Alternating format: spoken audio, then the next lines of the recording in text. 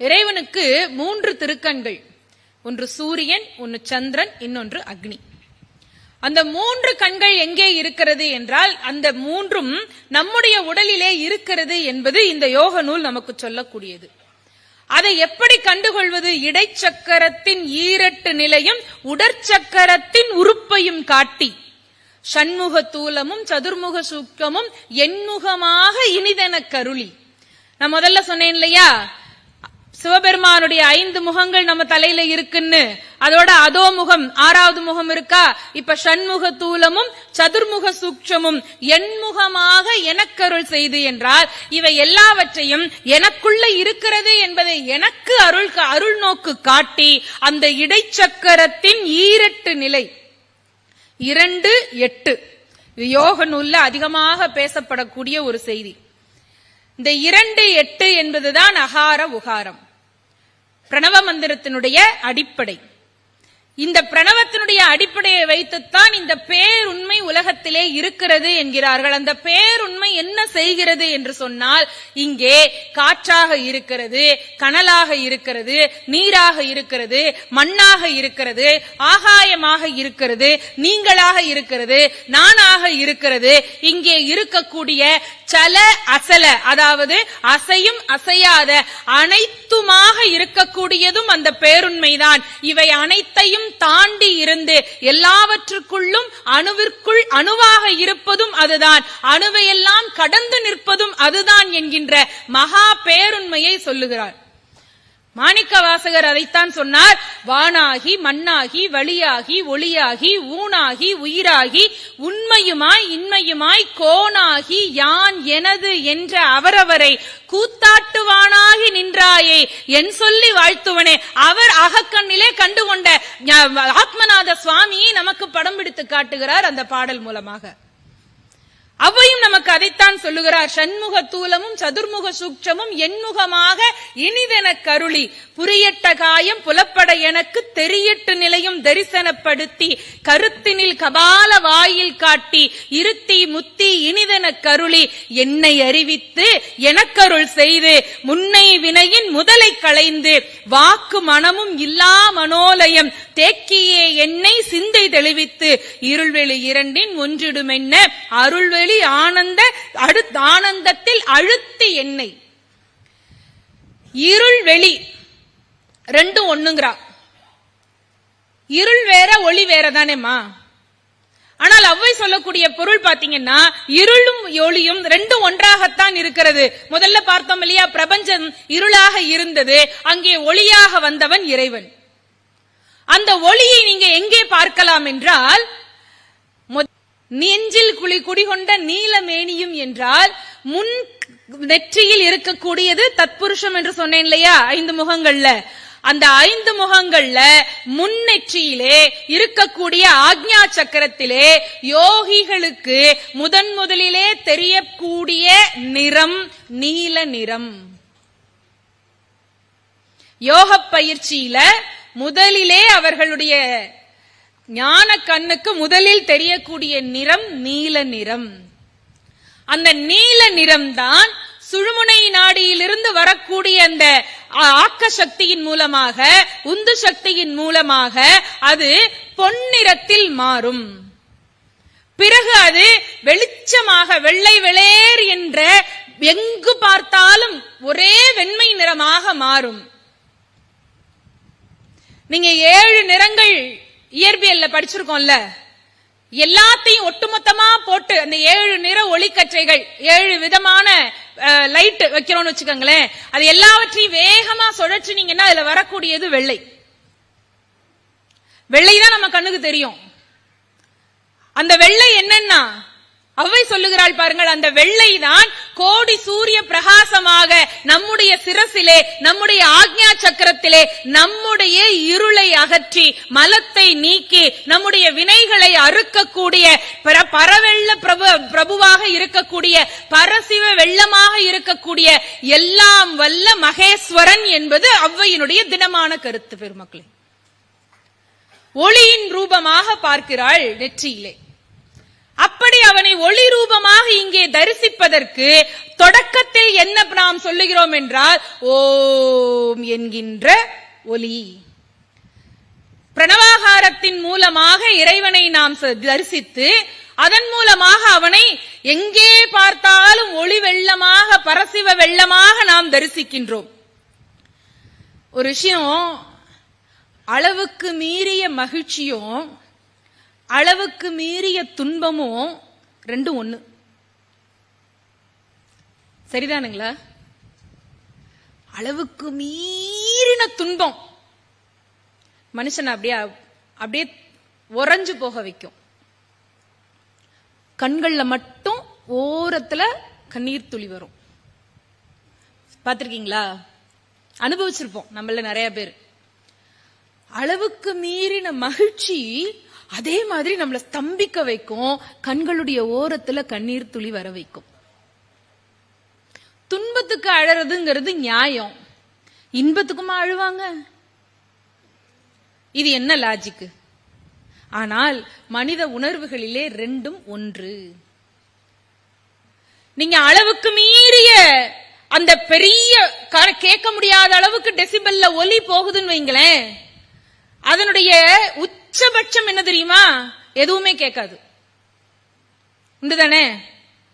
ஒரு அளவுக்கு மேல குறைவாக இருக்கக்கூடிய ஒலிக்கற்றையும் நம்ம கேட்க முடியாது, ஒரு அளவுக்கு மேல உச்சபட்சமான சத்தத்தையும் நம்மால கேட்க முடியாது. ரெண்டும் நமக்கு மியூட். அதே போல ஒரு அளவுக்கு மேல இருளையும் நம்மால் பார்க்க முடியாது, ஒரு அளவுக்கு மேல எல்லா வண்ணங்களையும் ஒன்றாக சேர்த்தால் அந்த வெளிச்சத்தை நம்மால் பார்க்க முடியாது.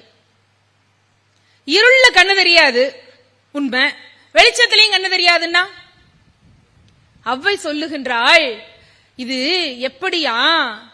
இருக்கிறதிலேயே ஆனந்த நிலையை நமக்கு சொல்லுகின்றான் இறைவன். ஒவ்வொரு படிநிலையாக ஆதார சக்கரத்திலே இருந்து வந்த அந்த உணர்வு மேலே வரக்கூடிய அந்த நிகழ்விற்கு சிவோகம் என்று திருப்பெயரிடுகிறார்கள். அப்படி மேலே சிவோகமாக வரக்கூடிய அந்த உணர்வுக்கு, அந்த நிலைக்கு ஹம்சம், ஹம்ச என்பது அதற்கு பெயர். ஹம்ஸ் என்று சொன்னால் மனம். மனதை ஒருமுகப்படுத்தி யோகத்தில் ஆழ்ந்தால் அது நமக்கு தரக்கூடிய உச்சபட்ச நிலை ஹம்ச, மேலே. ஹம்சம் என்பது அன்னப்பறவைக்கு சொல்லப்படக்கூடிய பெயர். ஹம்சம் அப்படின்னா ஹம்ச வாகனம்னா அன்னபக்ஷி வாகனம்னு அர்த்தம். பெருமாள் எழுந்தருள்வாள் இல்லையா, பாத்திருக்கோம்ல. அன்னபக்ஷியினுடைய தன்மை என்னங்க? வெண்மை நிறம், தூய்மையை மட்டுமே அது எப்பொழுதும் விரும்பும். ஏரியில இருப்பதாக ஐயா சோசோமி சுந்தரம் அவர்கள் பேச்சுல சொல்லி நான் கேட்டிருக்கேன். அவர் பார்த்திருக்கிறார், அவர் சொல்லி கேட்டிருக்கிறேன். நமக்கு எப்ப பாக்குறதுக்கு ஆண்டவன் வழிவிட போறான்னு தெரியாது. தூய்மையான தண்ணீர்ல இருக்கும். ஹம்ச வாகனத்தில் தான் சரஸ்வதி தேவி பயணிக்கின்றாள். படிச்சிருக்கோமா? நீங்க எல்லாத்தையும் ஒன்னா அப்படி கூட்டி கழிச்சு பாருங்களேன். ஹம்ச வாகனத்தில்னா வெள்ளை வெளையர்னு இருக்கணும். அவளுடைய பயணம் அப்பொழுதுதான். வெள்ளை தாமரை வீட்டில் இருப்பாள், வீணை செய்யும் ஒலியில் இருப்பாள் இல்லையா பாரதி? அப்ப வெள்ளை தாமரைங்கிறது என்ன? தூய்மையான ஹிருதய கமலத்திலே சரஸ்வதி வீற்றிருக்கிறாள். எந்த நெஞ்சத்திலே அப்பழுக்கு இல்லையோ அந்த நெஞ்சத்திற்குத்தான் வித்தை சம்பவிக்கும். எந்த நெஞ்சத்திலே அப்பழுக்கு இல்லையோ அந்த நெஞ்சத்தில் தான் இறைவன் வந்து அமருவான். எந்த நெஞ்சம் அப்படி தூய்மையாக இருக்கிறதோ அந்த நெஞ்சம் எல்லையில்லா ஆனந்தம் அளித்து அல்லல் களைந்தே அருள் வழி காட்டி எல்லையில்லாத ஆனந்தத்தில் அந்த இதயம் இருக்கும். எல்லையில்லாத ஆனந்தத்தில் ஒரு இதயம் இருக்கிறதே, ஒரு ஜீவன் இருக்கிறது என்று சொன்னால் அந்த ஜீவனுக்கு உலகத்தில் பார்க்கும் யாரோடவும் எந்த விதமான மாச்சரியங்களோ சஞ்சலமோ போட்டா போட்டியோ பொறாமையோ ஏற்றத்தாழ்வோ ஒன்று கூட இருக்காது. அப்படி உலக ஜீவன்களிடம் இருந்து நம்மை உயர்த்தி வைப்பதற்கும் உலக ஜீவன்களோடு எந்த விதமான முரணும் இல்லாமல் ஒரு ஆத்மா, ஒரு சாதனன், ஒரு மனிதன் உயர்வானேயாகில் அந்த மனிதன் தான் சிவனாக மாறுகின்றான், மகா யோகியாக மாறுகிறான். நான் சொல்லல, அவ்வை அடுத்த வரியில சொல்றா, சத்தத்தினுள்ளே சதாசிவம் காட்டி சித்தத்தினுள்ளே சிவலிங்கம் காட்டி என்கிறார் பெருமக்களே. சத்தத்தினுள்ளே சதாசிவம், நமக்கு முன்னாடி ஸ்தூல வடிவமாக அங்கே சிவபெருமான் இருக்கிறார். நடராஜமூர்த்தியாக பிரபஞ்சத்தினுடைய இயக்கத்தை நமக்கு ஆடி காட்டிக் கொண்டிருக்கிறார். ஏன்? நமக்கு புரிபடுவதற்காக. அவரை உள்கிரகித்துக் கொண்டு நாம உள்ளே உள்முகமாக பயணித்தால் சித்தத்திற்குள்ளே சிவலிங்கம் காட்டி. இப்ப முதல்ல சூப்பர் நோவாவுக்கு வந்தோமா? சூப்பர் நோவானா என்ன? அணுக்கதிர் மாற்றத்திலே முதல்ல ஏற்பட்ட அந்த வடிவம் சிவலிங்க ரூபம் என்று அறிவியல் உலகம் இப்ப சொல்லியது. ஆன்மீக உலகம் பல யுகங்களுக்கு முன்பு காட்டியதில்லையா? அந்த சிவலிங்க ரூபத்தை நீங்கள் வெளியிலே தேட வேண்டாம், உங்களுக்குள்ளேயே சிவன் இருக்கிறான், வாழ்கிறான், கண்டுகொள்ளலாம், தரிசிக்கலாம். அணுவிற்கணுவாய் எப்பாலுக்கு அப்பாலாய் கணுமுற்றி நின்ற கரும்புளையை காட்டி. கணுமுற்றி நின்ற கரும்புனா பொங்கலுக்கு கரும்பு வாங்கி சாப்பிடுவோம், சாப்பிடுறோமா? இப்ப கடிச்சு சாப்பிடுறது ரொம்ப குறைஞ்சு போச்சு. ஒரு முழு கரும்ப போட்டுட்டு 5 நிமிஷம் 10 நிமிஷத்துல சாப்பிட்ட தலைமுறை நம்ம தாத்தா பாட்டி. அவங்களுக்கு எல்லாம் கடைசி காலம் வரைக்கும் பல்லு விழுந்ததே கிடையாது. இப்ப 25 வயசுக்குள்ளேயே பூச்சி பல்லு வருது, இல்ல 15 வயசுக்கே வந்துடுறது. வாய்க்குள்ள முட்டாய வச்சு அப்படியே அதக்கிட்டே படுத்து தூங்குறது. ஒரு பிள்ளை கூட கரும்பை கடிச்சு சாப்பிடுற வரலாறே கிடையாதுங்க இப்ப எல்லாம். அம்மா ஜூஸ் போட்டு கொடுத்துருங்க. இந்த பல்லுன்னு ஒண்ணு இருக்கிறது என்னன்னா, அதுக்கு வேலை கொடுத்தா தான் அது நல்லா இருக்கும். சவச்சு சாப்பிடும்பாங்க தெற்கு பக்கம்லாம். விநாயக பெருமானுடைய கோடாயுதம்னு சொன்னேன் பாருங்க, தந்தம். இந்த யோக சாஸ்திரத்துல நமக்கு குண்டலினி யோகத்தை உயர்த்துவதற்கு முக்கியமாக பயன்படக்கூடிய உறுப்பு நம்முடைய கடவாய்ப்பல்லு. இந்த பற்கள் ரொம்ப முக்கியம். சரி, அது இருக்கட்டும். கணுமுற்றி நின்ற கரும்புளையை காட்டி என்றால் இந்த கரும்பு எப்படி இருக்கும்? நமக்கு அந்த வடிவம் தெரியும் இல்லையா? ஒன்னொன்னா இருக்கும், அங்கங்கே கணு இருக்கும். நீங்க முதல்ல பாத்தீங்கன்னா கரும்பு வளரும் பொழுது அந்த கணுக்கள் தான் அதை காப்பாற்றுங்க. ஒரு படி அடுத்தபடி நீங்க கணுவே இல்லாம, அந்த நடுவுல கணுவே இல்லாம கரும்பு ஒசந்து இருந்துச்சுன்னா நிக்காது, வளைஞ்சு போயிடும். அந்த கணுக்கள் தான் அதுக்கு நடுவுல ஒரு திடத்தை கொடுக்கிறது, பிடிமானத்தை கொடுக்கிறது இல்லையா? ஆனா அந்த வளரும் பொழுது அந்த கரும்புக்குள்ளே இருந்து அந்த சாறு வீணாகாமல் காப்பாற்றுவது, அது ஒடிந்து விடாமல் காப்பாற்றுவது அந்த கணுதான். ஆனால் அதே கரும்பு நன்றாக விளைந்து முற்றி கனிந்த இடத்திற்கு போகிற பொழுது அதிலே இருந்து சாறு வெளிப்படுவதும் அந்த கணுவின் வாயிலாகத்தான். இந்த உடம்பு உலக வாழ்க்கைக்கு திடமா இருக்கணும். இதுக்குள்ள நம்ம ஆரோக்கியத்தை காப்பாற்றிக் கொள்ள வேண்டும். அப்பத்தான் உடம்ப வளர்க்கறதுக்காக சாப்பிடுறோம், உடற்பயிற்சி செய்யறோம், ஆரோக்கியத்தை பேணி பாதுகாக்கிறோம்.